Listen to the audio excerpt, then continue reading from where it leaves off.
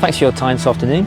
We've had sheriffs down over the past week. Can you sort of give an overview of what they've been doing sort of day by day? Yeah, so we started about a week ago. Obviously the season finished and then there was a window for us to be in, 6 weeks this year. So last week Andy and his guys come in. Basically we scarified the pitch to start with, removing some of the debris and stuff that we don't want obviously in the pitch, just to remove and give it a bit of a kick start. So yeah, that was the first process, taking that out.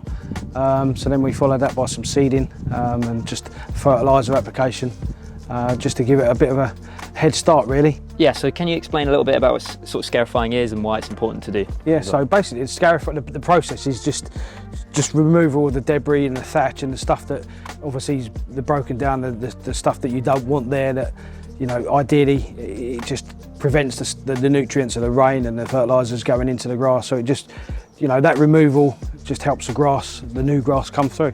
And the seeding machine, I thought that looked pretty impressive. Could you explain a little bit about how that works as well? Yeah, so the disc, rather than just putting, you know, throwing seed down as probably what you did back in the day, you know, the seeding machine that Andy's got is a disc seeder. So it basically got slits in the ground, and as it's putting slits in, moving up the grass, up the pitch, it will drop seeds in, just burying it just beneath the ground.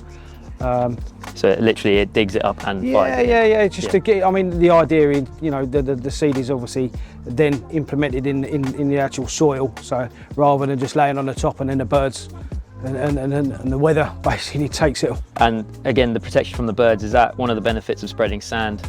Yeah, definitely. You know, the idea being is once the seed's in, then we just put a gentle application of the sand. Obviously the sand's there for drainage purposes and you know, give the soil structure some depth, but ultimately, yeah, prevents it from the pigeons. and re-levelling as well?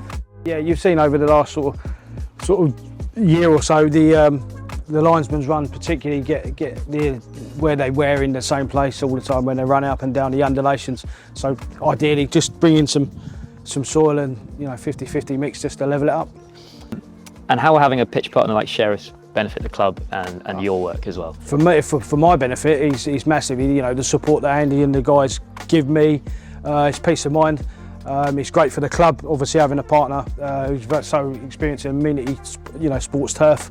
There's not a lot that Andy doesn't know and his guys, so the support is massive, and it's just having that peace of mind that, you know, any issues is the end of a phone. So. And the pitch was in really good condition at the end of the season, now with 3 different teams playing on it.